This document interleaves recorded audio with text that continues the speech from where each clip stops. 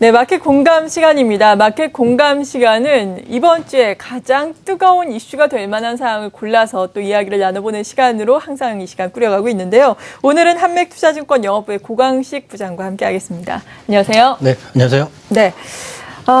아마도 이번 주에 가장 큰 이슈라고 한다면은 앨런 효과가 계속해서 이어질 것인가, 증시의 상승세가 어느 정도까지 이어질 것인가, 연말 랠리가 가능할 것인가 여부일 텐데요. 화면을 통해서 먼저 주제에 대해서 잠깐 알아볼까요? 네, 화면이 지금 준비가 되지 않고 있는 것 같은데요. 연말 랠리 가능할까? 이 여부가 주제가 될 겁니다. 여기에 대해서 먼저 도움 말씀 주시죠. 결론부터 말씀을 드린다면 역시 가능할 것 같습니다. 물론 이제 최근에 글로벌 금융시장에 악영향을 미치고 있는 것이 역시 그 미국의 그 출구 전략에 대한 불확실성이 확대되는 그런 모습이 나타나고 있습니다. 네. 물론 이제 그 전문가들 대부분이 내년 3월 달에 발표를 하고 4월부터는 아마 그 양적 완화 규모 축소가 단행이 될 것으로 이렇게 전망을 하고 있습니다. 최근 내년 초부터 새롭게 연준 의장 신임을 하게 되는 앨런 의장 같은 경우에도 역시 좀 이제 비둘기 우리가 이제 대부분 이제 비둘기파 이렇게 얘기를 합니다만은 역시 양적 완화에 대해서 지속적으로 그런 좀 성향을 보일 것으로 예상이 됩니다. 따라서 우리 시장이 추가적으로 랠리를 보이기 위해서는 여러 가지 조건이 있겠습니다만은 역시 풍부한 글로벌 유동성을 대표적으로 좀 꼽을 수 있을 것 같고요. 두 번째로는 역시 미국을 비롯한 선진국의 그 경기 회복. 여기에 덧붙여서 최근 중국의 주요 정치 일정이 끝났습니다만은 역시 핵심은 16개 정도의 그 핵심 과제라고 할 수 있는 개혁 이런 부분. 또한 이제 중국의 안정적인 경제 성장률.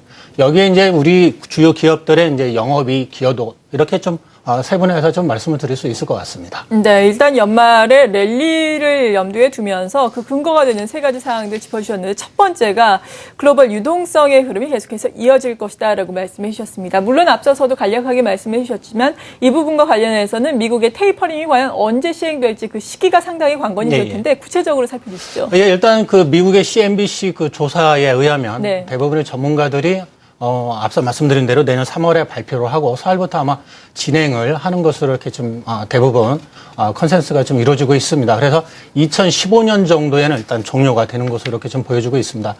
그렇지만은 그 당장 시행을 한다 하더라도 그 금리 기조는 당분간 좀 유지가 될 것으로 보여지고 있습니다. 이와 같은 이유는 역시 미국이 좀 뚜렷하게 강한 경기 회복이 나타나지 않고 있다는 부분이 일부 좀 반증을 하는 것 같고요. 따라서 미국의 그 최근 부동산 시장이라든가 고용 일부 지표들은 긍정적인 측면도 없지 않아 나오고 있습니다만은 생각했던 다른 선진국 대비했을 때는 강한 경기 회복력을 좀 보여주지 못하고 있다는 부분은 역시 그 양적 완화 규모 축소를 일정 부분 좀 지연시킬 것으로 이렇게 좀 보여집니다. 따라서 당분간 글로벌의 쏟아진 풍부한 유동성을 바탕으로 우리 시장이 일정 부분 좀 긍정적일 것으로 이렇게 예상을 해볼 수 있을 것 같습니다. 네. 또한 이제 유로존 같은 경우도 마찬가지입니다만은 역시 그 선진국이 경기 회복이 된다면 우리 주요 수출 기업들의 수출 증가도 예상이 되고 있다 이런 말씀을 드리고 싶습니다. 네. 그리고 두 번째로 국내 기업이익의 신뢰 재고인데요. 사실 그런데 3분기 같은 경우에는 미국 증시와 우리 증시가 디커플링 돼 있다라는 이야기 지금 많이 하잖아요. 미국 증시는 연일 사상 최고가를 경신하고 있는데 물론 여러 가지 다른 이유가 있겠지만 미국의 3분기 어닝 시즌은 괜찮았단 말이죠. 그런데 우리나라의 어닝 시즌은 실망스러웠는데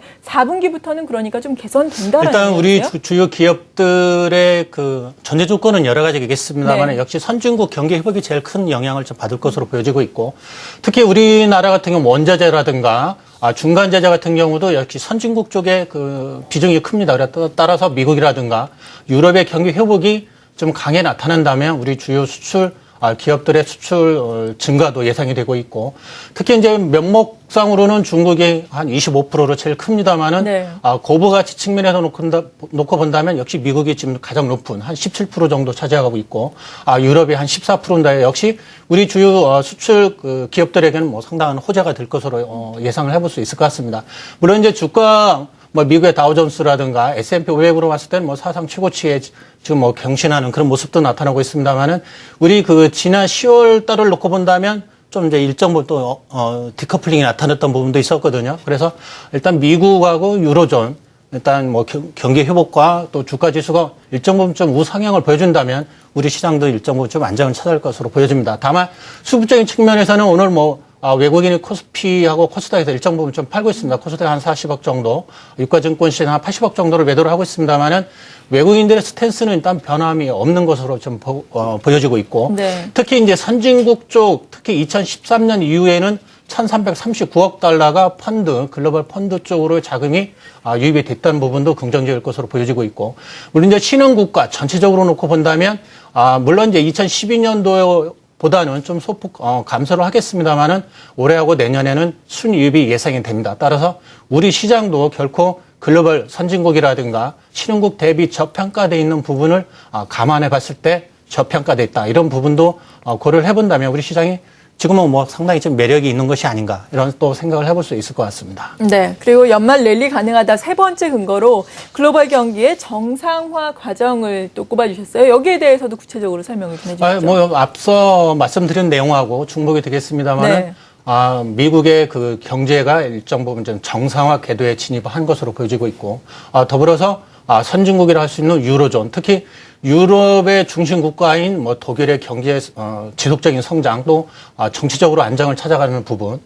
그동안 이제 그 남유럽의 재정 위기가 불거졌었습니다만은 역시 스페인하고 이탈리아 좀 경제 성장률이 흑자 전환, 경상 수지가 흑자 전환됐다는 부분도 긍정적인 부분이고, 그리스 같은 경우에도 경상 수지가 흑자 전환은 아직 안 됐습니다만은 역시 적자 축소를 지속적으로 하고 있다는 부분, 경기 선행 지수도 뭐 확장 내지 상승 흐름을 이어가는 부분도 역시 긍정적일 것으로 보여지고 있고, 특히 유럽 그 중앙은행에서 발표하는 뭐 유로존 뭐 붕괴 지수가 있습니다만은 과거 73에서 현재는 한 14% 정도까지 좀 낮아지고 있다는 부분도 역시 글로벌 금융시장이 안정을 찾았고 일정 부분 또 찾아가는 그런 과정이 진행이 되고 있습니다. 따라서 우리 시장도 선진국과 더불어서 일정 부분 경기 회복과 또 기업들의 이익 측면도 점진적으로 개선될 그런 가능성이 높다 이런 말씀 드리고 싶고, 특히 이제 우리 시장을 놓고 본다면 해외 쪽에 그 생산 기지가 워낙 좀 많이 돼 있습니다. 그래서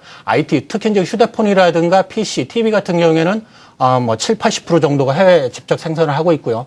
더불어서 뭐 자동차 같은 경우에도 총 생산량이 한 48%가 해외에서 직접 생산을 하고 있습니다. 따라서 최근에 일부 좀 말이 나왔던 환율의 민감도도 점차적으로 좀 둔화되는 그런 모습도 나타나고 있습니다. 그래서 환율적인 측면 또 기업의 이익 기여도 점진적으로 개선된다 이런 말씀을 드리고 싶습니다. 네, 저희가 사실 앞서서 1부에서도 똑같은 주제를 가지고 이야기를 나눠봤거든요. 근데 앞서서 2부에 출연한 전문가께서는 경제 측면에서 보더라도 또 여러 가지 측면에서 보더라도 연말까지 박스권을 좀 예상을 해주셨어요. 특히나 미국 경제를 놓고 보자면은 미국 경제가 지금 상승기에서 정체기로 넘어가 있다. 정점에 달해가지고 지금 소비 같은 경우에는 오히려 둔화가 될 수 있다. 연말 소비 시즌도 추세적으로 지금 감소 추세에 있다. 올해도 그다지 크게 아주 긍정적인 영향을 미치지 못할 것이다라고 다소 부정적으로 말씀해 주셨거든요. 여기에 대해서는 어떤 말씀 해주시죠? 일단 저는 뭐 긍정적으로 좀 보고 싶습니다. 예. 물론 이제 최근에 미국 특히 이제 연말 랠리, 특히 미국 쪽에 있어서의 연말 연시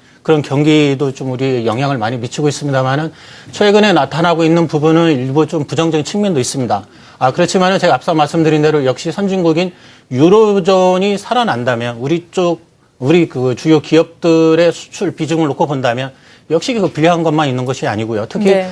IB 글로벌 그 평균 그 유로존 경쟁 성장률 놓고 본다면 올해 한 마이너스 0.3%가 예상이 됩니다만은 내년에는 한 1%까지 GDP 성장률이 또 예상이 되고 있거든요. 그렇다면 미국이 잠시 주춤하는 사이에 유럽이라든가 특히 이제 중국 쪽에 있어서의 좀 안정적인 경제 회복은 우리 시장이 결코 불리한 측면만 있는 것은 아니다 이렇게 말씀을 드리고 싶고, 네. 단지 이제 연말까지의 일부 박스권이 뭐 예상되는 부분도 있겠습니다만은 경기 민감주 이런 부분은 역시 내년 상반기 놓고까지 놓고 본다면 역시 좀 긍정적으로 좀 접근해야 되는 것이 아닌가 이런 또 생각을 해볼 수 있을 것 같습니다. 네, 앞서서 일부에서는 연말까지 이 지수의 상단을 한 2050까지 봤었거든요. 부장님께서는 어떻게 생각하세요? 저는 일단 긍정적으로 좀 많이 보는 편인데요. 네. 연말까지는 일단 2100에서 2150 정도까지 좀 좀 너무 좀 긍정적으로 보는지 모르겠습니다만 네. 상당히 좀 긍정적으로 보고 싶습니다. 네, 시장의 네. 여러 목소리를 또 전해드리는 게 저희의 몫이니까요. 예. 선택은 또 시청자 여러분들의 몫이 되겠습니다.